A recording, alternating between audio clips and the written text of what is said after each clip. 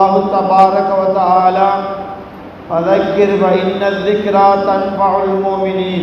நபியே, நீங்கள் நல்லுபதேசம் செய்யுங்கள், நிச்சயமாக அது மோமின்களுக்கு பலன் அளிக்கும். இது குர்ஆனுடைய வாதா. அதை நானும் இங்கு ஞாபகப்படுத்துகிறேன். வெள்ளிக்கிழமைகளில் குதுபா பிரசங்கம் என்பது நல்லுபதேசம். அதனை கேட்பதற்காக மலக்குகள் கூட ஏடுகளை மூடிவிட்டு பள்ளியினுள் வந்து அமர்ந்து விட்டார்கள். அதனால்தான் உங்களுடைய வியாபாரங்கள் அதனோடு தொடர்புள்ள அனைத்து விடயங்களையும் விட்டுவிட்டு அல்லாஹ்வை ஞாபகப்படுத்துகின்ற இவ்வாறான உபதேசங்கள் அளவில் விரைந்து செல்லுங்கள் என்று குர்ஆன் சொல்லுகிறது.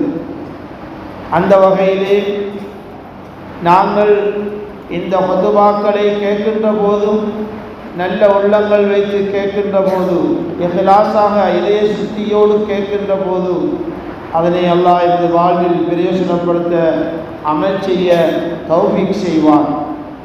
அவ்வாறு அல்லாஹ் தஆலா கேட்கின்ற நல்ல விவகாரங்களை கொண்டு அமல் செய்ய எம் அனைவர்களுக்கும் தௌஃபீக் செய்வானாக.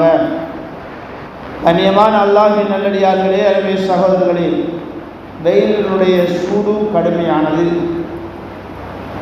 நரகத்தின் ஜுவாலைகளில் ஒன்றுதான் உலகத்தில் இவ்வாறு ஏற்படுகின்ற சூடு காரணம் என்று நபிமணி ஸல்லல்லாஹு அலைஹி வஸல்லம் அவர்கள் மின் ஃபைஹி ஜஹன்னம், அது நரகத்தினுடைய ஜுவாலை என்று சொன்னார்கள்.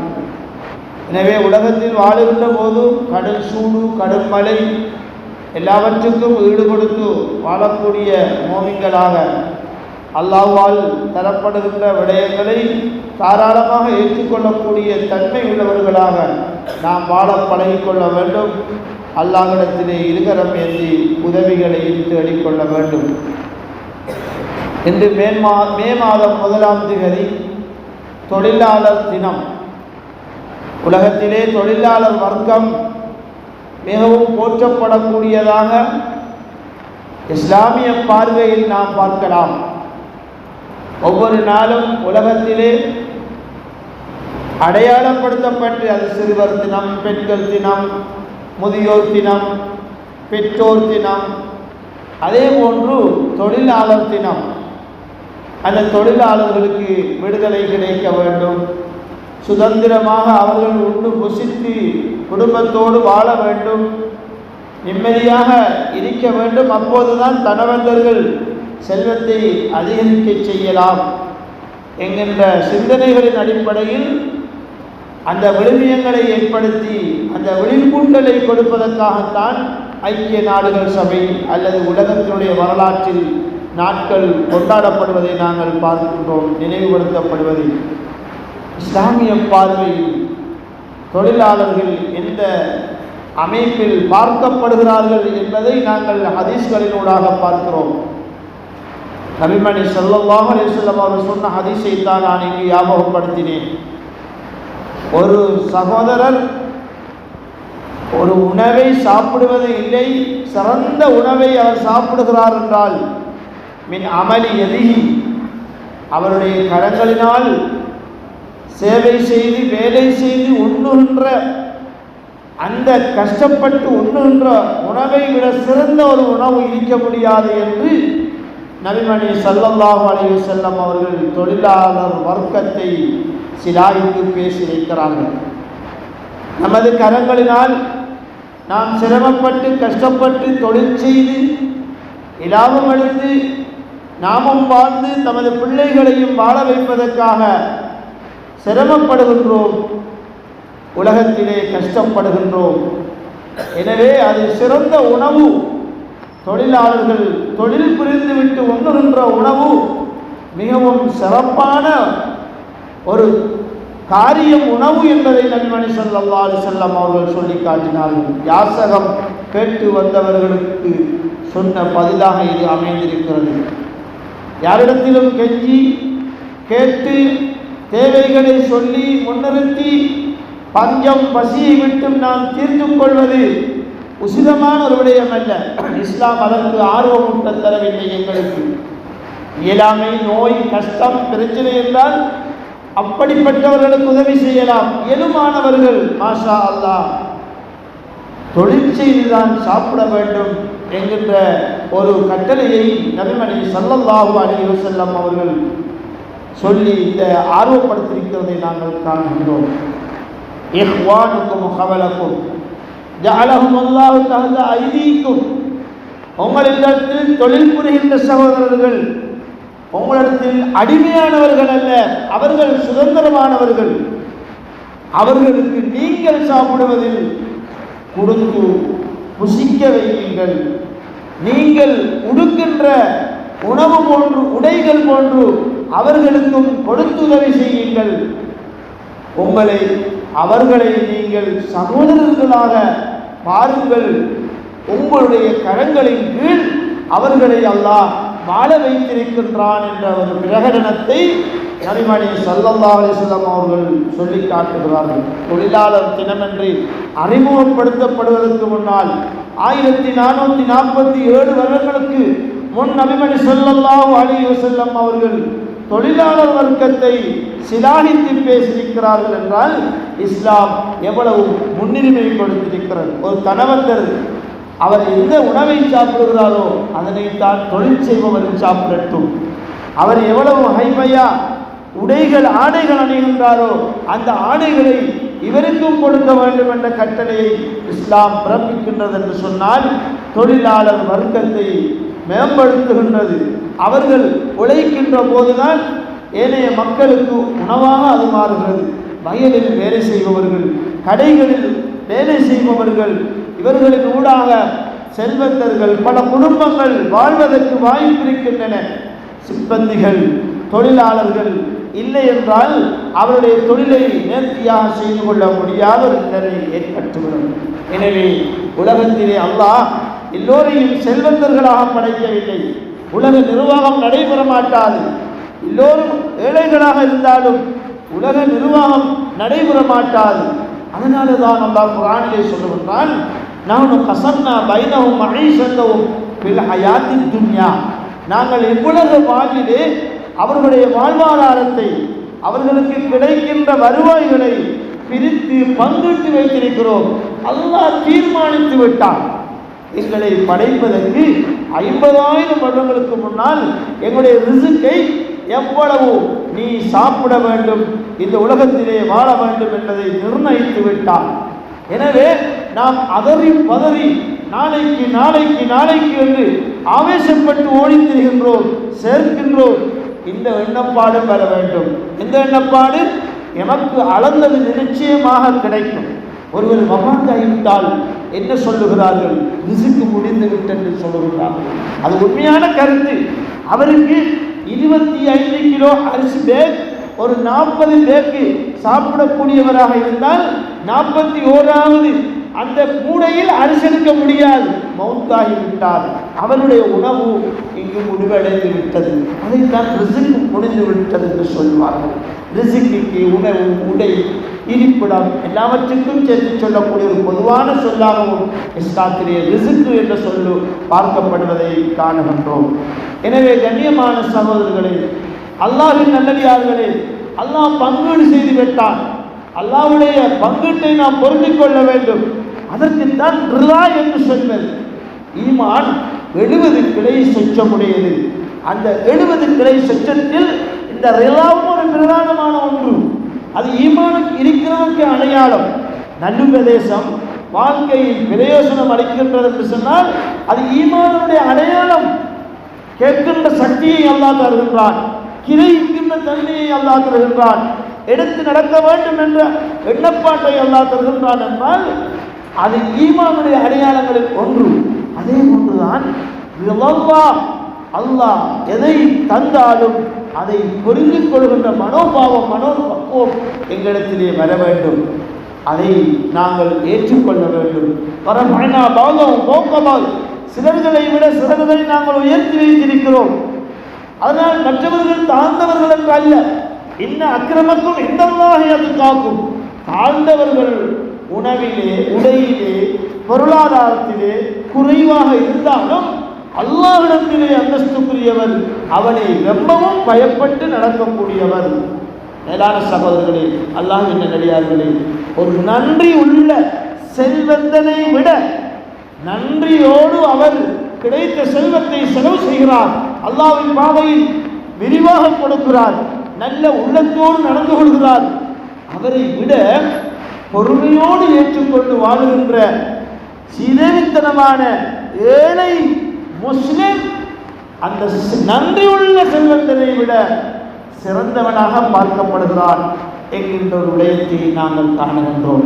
எனவே எங்களிடத்திலே தக்குவா என்ற இறையச்சம் இருந்தால் மாஷா அல்லாஹ் நாங்கள் சிறந்தவர்கள். அதற்காக நான் தம்பட்டம் அடித்து நான் தான் பெரியவன், நான் தான் தக்குவாவில் உயர்ந்தவன் என்று நாம் யாரிடத்திலும் பெருமை பேசிக்கொள்ளக்கூடாது. அது ஒரு மனிதனிடத்திலே மறைந்திருக்கக்கூடிய காண்பிக்கப்படக்கூடிய ஒன்று. எனவே தக்குவாவோடு நாங்கள் வாழ்ந்தால் அல்லாஹ்விடத்திலே சிறந்தவர்கள். இந்த உலகத்தினுடைய நிர்வாகம் நடைபெறுவதற்கு செல்வந்தர்களுடைய செல்வம் செலவு செய்யப்பட வேண்டும். தொழிலாளர்கள் தொழில்களை முன்னிறுத்தி உற்சாகமாக செயல்பட வேண்டும். அப்போதுதான் இந்த உலக நிர்வாகம் நடைபெறும். இந்த செல்வந்தர்களை வேலை செய்வதற்கு வேலைகள் இல்லை என்றால் யார் செல்ல போகின்றார்?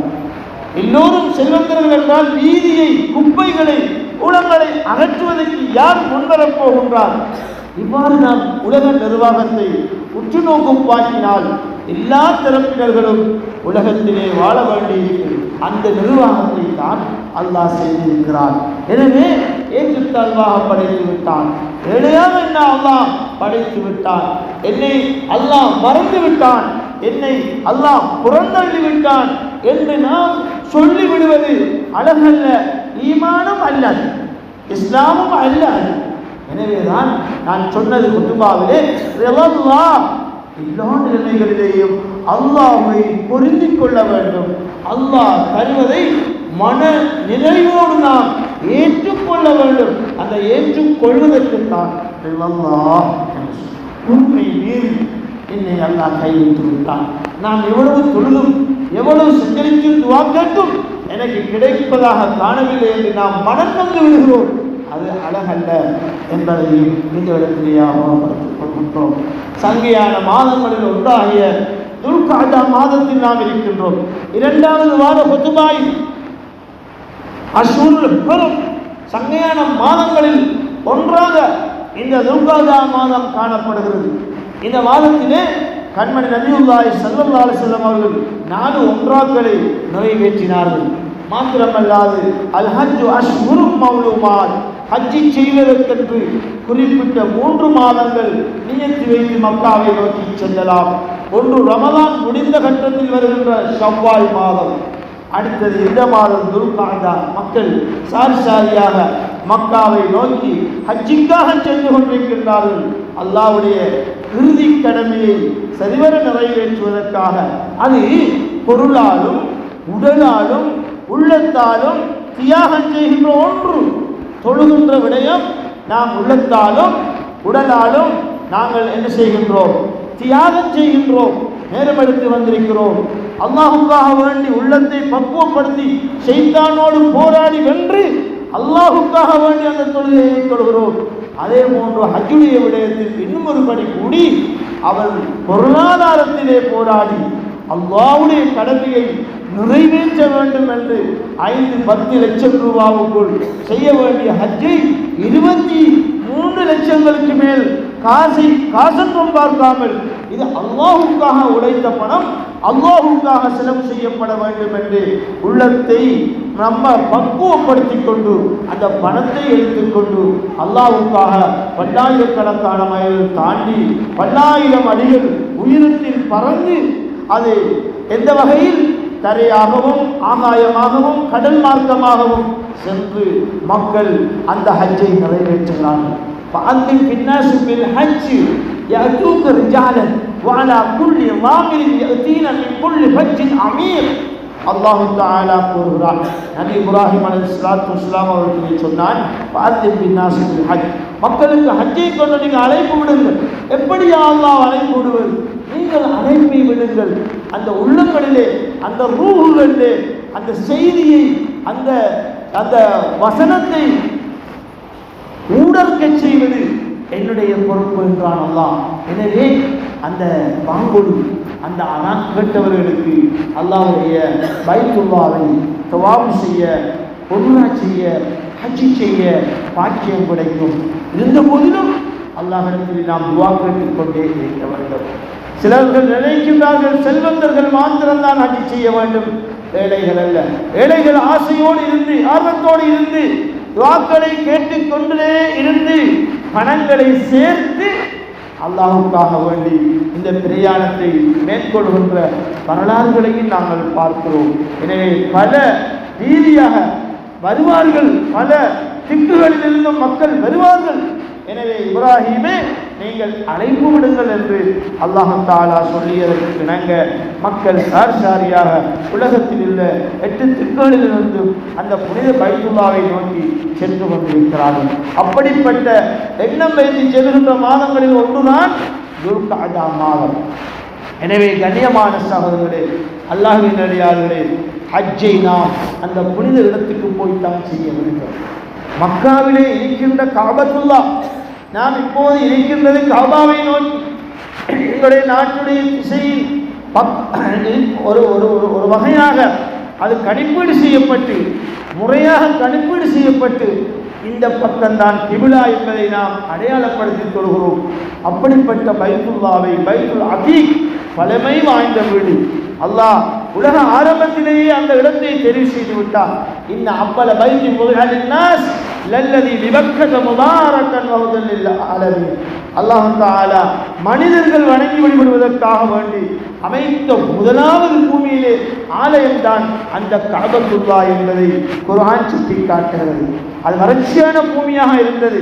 அல்லாஹ் தஆலா அற்புதத்தை அங்கே ஏற்படுத்தி 1000 மூலிகைகளை விட சிறந்த நீரூற்றை, இவ்வளவுதான் அது நீர்கள் எடுக்கப்பட்டாலும் அந்த சுரந்து அந்த சம்சம் நீர் ஊற்றெடுத்துக் கொண்டிருக்கிறது. ஒரு வரலாற்று ரீதியினால ஒரு அற்புதமாக காணப்படுகிறது. அந்த நீரை அந்த நேரடியாக அந்த இடத்திலே குடிப்பதற்காக எங்களுடைய மக்கள் பாக்கியம் பெற்று செல்கிறார்கள். எனவே ஹஜ்ஜுடைய அமல்கள் வித்தியாசமானவை. இங்கு நாங்கள் செய்வதை போன்றல்ல. தவாப் செய்வது உலகத்திலே எந்த இடத்தையும் வலம் பெற எமக்கு அனுமதி கிடையாது. ஆனால் அது அல்லாஹ்வால் ஏவப்பட்ட ஒரு இடமல். இன்ன ஸஃபா வல் மர்வத மின் ஷஆயிரில்லாஹ். ஸஃபாவும் மர்வாவும் அல்லாஹ்வுடைய அடையாள சின்னங்கள் என்று சொல்லப்பட்டது போல வல்யத்தவஃபு பில் பைத்தில் அதீக், அந்த பழமை வாய்ந்த வீட்டை ஹஜ்ஜாஜிகள் வலம் வரட்டும் என்று குர்ஆன் சொல்லுகிறது. தொழுவது எப்படி சிறப்புமிக்க ஒரு அம்சமோ அதே போன்றுதான் காபத்துல்லாவை தவாப் செய்வது. தொழுகையும் தவாபும் ஒன்று என்று அறிஞர்கள் சொல்லுகிறார்கள். ஆனால் தொழுகையில் பேச முடியாது. அந்த தவாப் வருகின்ற போது சிறிது முக்கியமான தேவைகள் இருந்தால் பேசிக்கொள்ள அனுமதி இருக்கிறது. ஏனைய நேரம் அது திக்ருடைய நேரம், குர்ஆனை ஓதுகின்ற நேரம், துஆக்கள் கேட்கின்ற நேரம், அந்த 7 சுற்று முடிவடையும். எனவே அந்த தவாபை நிறைவேற்றுவதற்கு wudu கட்டாயம் தேவை. அதனாலதான் தொழுகையோடு ஒப்பிட்டு ஒரு அமலாக பார்க்கப்படுகிறது. அல்லாஹ்வுடைய சிந்தனையிலே அல்லாஹ்வுடைய பைத்தை நான் சுற்றி வலம் பெறுகிறேன் என்று பல அற்புதங்களை அந்த பைத்துல்லாஹ்வுடைய அல்லாஹ் வைத்திருக்கிறார். அந்த அற்புதங்களை நாம் பார்க்க வேண்டும். துஆக்கள் கபூல் செய்யப்படுகின்ற இடங்கள் அங்கே இருக்கின்றன. ஹதீம் என்கின்ற ஹிஜ்ர் இஸ்மாயில் அரை வட்ட பகுதி, அதை சேர்த்து நபியை கட்டுங்கள் என்று நபிக்கு ஆயிஷா நாயகி ஆலோசனை வழங்கிய போது நபி அவர்கள் சொன்னார்கள், இல்லை ஆயிஷா, நாம் புதுமையான ஒரு விடயத்தை ஒன்றை ஆரம்பித்து விட்டால் இந்த நபி வந்து புதிதாக ஆரம்பித்து விட்டார் என்று கதையை கட்டி நம் பக்கம் அவர்கள் விரண்டு சென்று விடுவார்கள் வராமல். எனவே இந்த மாதிரி அத்திவாரத்தை நாம் மேம்படுத்தி கட்டி விடுவோம். இந்த ஹதீம் என்கின்ற ஹிஜ்ர் இஸ்மாயிலுக்குள்ளே எவர் தொழுகிறார்களோ காபத்துல்லாவுக்குள்ளே தொழுத நன்மை கிடைக்கும் என்று அவர்களுடைய மனைவிக்கு மன ஆறுதலான ஒரு வார்த்தையை கூறி அந்த இடம் அங்கே துஆ கபூல் செய்யப்படக்கூடிய இடமாக பார்க்கப்படுகிறது. மேலே முகரம் வைக்கப்பட்டிருக்கிறது. காபாவுக்கு 3 தூண்கள், அந்த 3 தூண்களுக்கு மேலே பிளேட் போடப்பட்டிருக்கிறது. மலைகள் அடர்த்தியாக பெய்கின்ற போது அந்த தங்க பீரியினால், மீசாப் என்கின்ற அந்த பீரியினால் தண்ணி வடிந்து கொண்டிருக்கும். அதுவும் துஆ செய்யப்பட வேண்டிய இடம். அந்த ஹதீம் என்கின்ற ஹிஜ்ர் இஸ்மாயிலுக்குள்ளே 2 ரக்காத் தொழுவது காபத்துல்லாவுக்குள்ளே தொழுது நன்மை கிடைக்கும். அதனால் ஒரு சந்தர்ப்பத்தை எடுத்து நாம் அல்லாஹ்வுக்காக வேண்டி 2 ரக்காத்துகளை தொழுவது. அதே போல முல்தஸம், அதாவது காபாவுடைய கதவு, அது மிக பிரதானமான அந்த கதவை பிடித்து நெஞ்சை அந்த கல்களிலே அமர்த்தி கன்னத்தை ஒரு பக்கம் திருப்பி அந்த காபாவிலே வைத்துக் கொண்டு யா ரப்பி யா ரப்பி என்று நபிமணி ஸல்லல்லாஹு அலைஹி வஸல்லம் அவர்கள் செய்த அந்த நல்ல வரலாற்று செய்தியை எமது ஹஜ்ஜாஜிகள் நெஞ்சை அமர்த்தி கன்னத்தை அந்த காபாவிலே சாய்த்து துஆ கேட்கின்ற ஒரு நல்லூர் நிலைமையின் சந்தர்ப்பமும் அங்கு ஏற்படுகிறது. வரலாற்று முக்கியத்துவம் வாய்ந்த மகாம் இப்ராஹிம் அலைஹிஸ்ஸலாம் எங்களுடைய தந்தை, அவருடைய வரலாறு பேசப்படுகின்ற ஒரு மாதம். அவருடைய வரலாற்றை முன்னிறுத்தித்தான் இந்த ஹஜ்ஜுடைய அமல்கள், மனாசிக்குல் ஹஜ்ஜுடைய வணக்க வழிபாடுகள் உலகத்திலே அறிமுகமாவதற்கு காரணமாக இருக்கிறது. எங்களுடைய தந்தைகளில் 3வது தந்தை சையதுனா இப்ராஹிம் அலைஹிஸ்ஸலாம். வத்தபிஉ மில்லத இப்ராஹிம் ஹனீஃபா. இப்ராஹிம் அலைஹிஸ்ஸலாம் அவர்களுடைய மார்க்க விடயங்களில் சிலரை நீங்கள் பின்பற்றுங்கள் என்று அல்லாஹ் தஆலா கட்டளையிட்டார். வத்தஹு மின் மகாமி இப்ராஹிம் முஸல்லா. அந்த மகாமி இப்ராஹிமுக்கு முன்னால் நின்று தொழுங்கள். தவாபை நிறைவேற்றி 7 சுத்துக்களை முடித்தால் மகாம் இப்ராஹிமுக்கு பின்னால் நின்று 2 ரகாத் சுன்னத்து தொழுவது எல்லோருக்கும், ஹாஜியருக்கும், முஅத்தமிரீங்கள் உம்ரா செய்பவர்களுக்கும் நல்ல ஒரு சந்தர்ப்பம். அந்த இடத்திலிருந்துதான் இமாம் ஒவ்வொரு நாளும் தொழுகை நடத்துவார். 4 மூலைகள் காபாவுக்கு 4 பக்கங்கள் இருக்கின்றது என்றால் காபாவுடைய அந்த ஒரு மூலையிலே ஹஜருல் அஸ்வத் என்ற அழகான சொர்க்கத்தின் கல் பதிக்கப்பட்டிருக்கிறது. அதற்கு பக்கத்திலே தான் இந்த மகாம் இப்ராஹிம். நான் சொல்லுகின்ற இந்த இடங்கள் எல்லாம் துஆக்கள் கபூல் செய்யப்படக்கூடிய இடமாக இருக்கிறது. ஒரு அற்புதம். இப்ராஹிம் அலைஹிஸ்ஸலாம் கல்லில் ஏறி அந்த காபாவை கட்ட முனைந்த போது அந்த கல்லானது அவர்களுடைய காலை சுரி மாதிரி வாங்கி கொண்டது. கல் அது 2 இஞ்சி அல்லது 1.5 இஞ்சிக்கு அந்த கல் அவருடைய பாதம் பதிந்திருக்கிறது. அப்படிப்பட்ட ஒரு அற்புதத்தை நாம் காணலாம். ஹஜருல் அஸ்வத் கல் சொர்க்கத்திலிருந்து வந்த ஒரு கல். அதே மாதிரி இப்ராஹிம் அலைஹிஸ்ஸலாமுடைய அந்த மகாம் அவர்கள் நின்ற இடம், அந்த கல் அதுவும் சொர்க்கத்திலிருந்து தரப்பட்ட யாக்கூத் என்கின்ற மரகதத்தினால், அது மாணிக்கத்தினால் உருவாக்கப்பட்ட கல் என்று இஸ்லாம் சொல்வதை நாங்கள் காணுகின்றோம். எனவே பல அம்சங்கள் அங்கே இருக்கின்றன. ஹஜருல் அஸ்வதை நாங்கள் முத்தமிடுவது ஒரு சிறப்பானதாமல், முடியுமானால் முத்திக்கொள்வது, இல்லையானால் நாங்கள் கொஞ்சம் கைகளை காட்டி எமது கரங்களை முத்திக்கொள்வது, இல்லானால் நாம் எங்களை மாய்த்து கொண்டு உயிரை அங்கே சாகடிக்கக்கூடாது.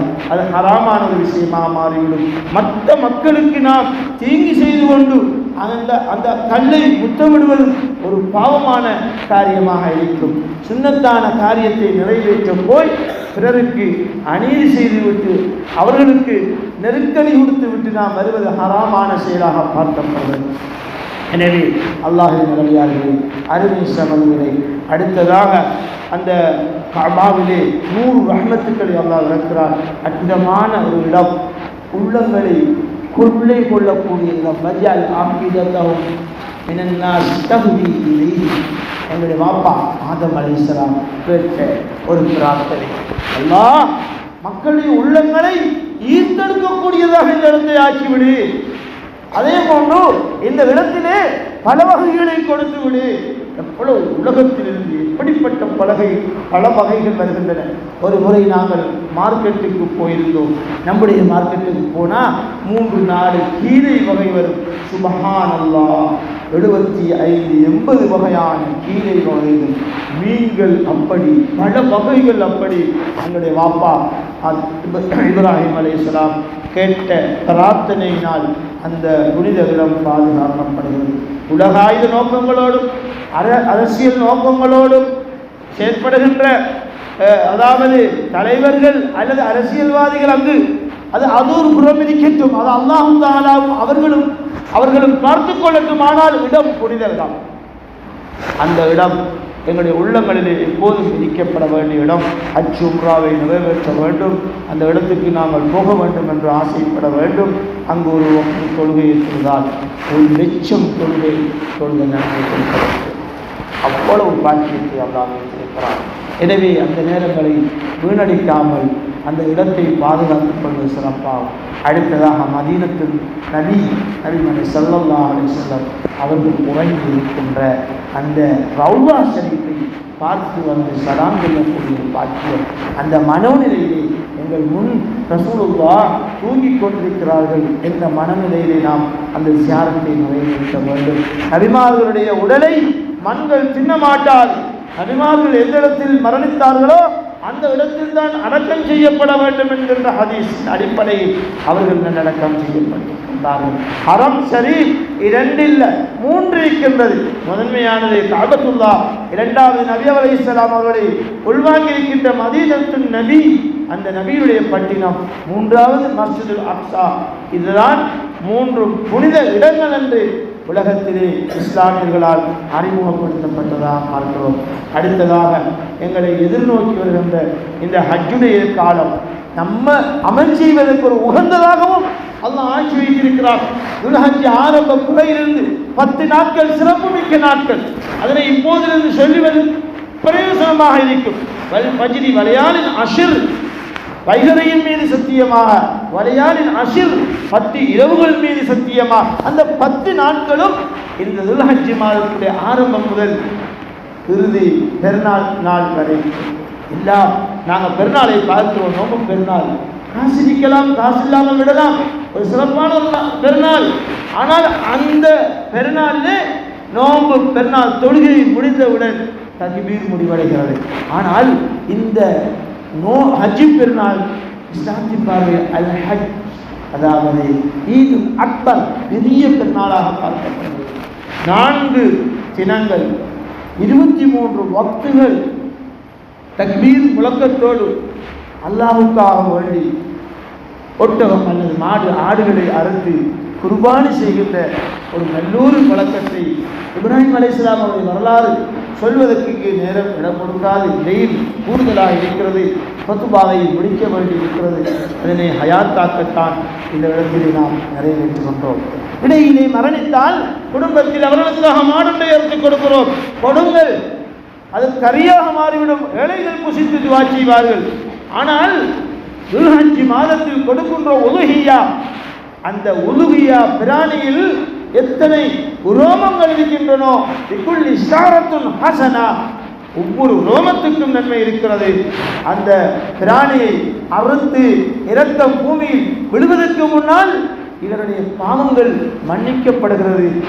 குடும்பத்திலே பெருநாளைக்கு உடுப்படுத்தி அந்த குடும்பத்தை கவனித்து செலவு மீதியாக இருக்கின்றது என்று சொன்னால், செலவு செய்து மீதியாக பணம் இருக்கிறது என்று சொன்னால், ஒவ்வொருத்தரும் இந்த உலுஹியாவை நிறைவேற்ற வேண்டும் என்பதுதான் சட்டம். அப்படியானால் அதிகமான 175 பேர்கள் இந்த உலுஹியாவை நிறைவேற்ற வேண்டும். ஒரு தடவை அல்ல, ஒவ்வொரு வருடமும் நிறைவேற்ற வேண்டும். சில இடத்திலே பங்குகள் கேட்கப்பட்டு அந்த பங்குகளை கொடுத்தாலும் உலுஹியா எங்களுக்கு நிறைவேறியதாக ஆகிவிடும். அந்த பங்குகளை மேற்கொண்டு சரியாக 7 பேர்களுடைய பெயர்களை வாசித்து அந்த 7 பேர்களுடைய பணமும் அதிலே செல்லக்கூடியதாக இருந்து முறையாக அறுக்கப்பட்டால் நிச்சயமாக அந்த கூலி அவருக்கு கொடுத்ததாக மாறிவிடும். அதனை முன்னென்று செய்பவர்களும் அல்லாஹுக்காக வேண்டி திருப்தியோடு இப்படி செய்து கொள்ள வேண்டும். இப்படியானால் உங்களால் முடியுமானால் இந்த கூட்டு உலுஹியாக்களிலே இணைந்தும் நீங்கள் பணங்களை கொடுத்து அந்த உலுஹியாவுடைய சுன்னத்தை நிறைவேற்றி இப்ராஹிம் அலைஹிஸ்ஸலாம் அவர்கள் அந்த தன் மகனை அறுக்க முனைந்த போது அல்லாஹ்வால் இறக்கி வைக்கப்பட்ட அந்த ஆற்றினை அறுத்து கொடுக்கப்பட்ட அந்த செய்தி வரலாறு இறுதியாக எங்கள் நாயகம் முஹம்மது நபி ஸல்லல்லாஹு அலைஹி வஸல்லம் அவர்கள் மீது நாம் அன்பு வைப்பதற்கு இன்னும் ஒரு முக்கிய காரணம், 2 ஆடுகளை அறுத்தார்கள். ஒன்றை அறுக்கின்ற போது இது எனக்காக என்று அறுத்தார்கள். இன்னும் ஒன்றை அறுக்கின்ற போது என்னுடைய உம்மத்தில் யாரெல்லாம் உலுஹியா கொடுக்கவில்லையோ அவர்களுக்கு இது சமர்ப்பணமாகட்டும் என்று அறுத்து கொடுத்த உத்தம நபியைத்தான் நாங்கள் பின்பற்றுகிறோம். அந்த நபி மீது ஸலவாத்து சொல்வோம், அந்த நபியுடைய சுன்னாக்களை எடுத்து நடப்போம். அந்த நபியை கனவிலே காண்பதற்கு அல்லாஹ் பாக்கியத்தை தர வேண்டும். வல்ல நாயன் அல்லாஹ் எம் அனைவர்களுக்கும் துணை புரிவானாக. யா அல்லாஹ், எதிரே வரக்கூடிய துல்ஹஜ் மாதத்துடைய நாட்களை நோன்பு பிடித்து வேறு அமல்களிலே குர்ஆன் ஓதி சிறப்பாக்குவதற்கு அந்த 10 நாட்களுக்கும் எங்களுக்கு உதவி செய்வாயாக. குர்பானியுடைய சுன்னாவை நிறைவேற்றுவதற்கு உதவி செய்வாயாக. எங்களுடைய ஹஜ்ஜாஜிகளை புனிதமான இடத்துக்கு சென்று ஹஜ்ஜை முடித்து வரக்கூடிய அவர்களுடைய பிரயாணத்தை சலாமத்தாக்கி வைப்பாயாக. ஹஜ்ஜை முடித்து வந்ததும் மேலும் அமல் இபாதத்தில் ஈடுபடக்கூடிய மக்களாக அவர்களை ஆக்கிவிடுவாயாக. எங்கள் அனைவருடைய பாவங்களை மன்னித்து கிருபை செய்வாயாக. ஆமீன் ஆமீன் யா ரப்பல் ஆலமீன். அல்ஹம்துலில்லாஹ் நஹ்மதுஹு வ நஸ்தஈனுஹு வ நஸ்தக்ஃபிருஹு வ நு'மினு பிஹி வ நதவக்கலு அலைஹி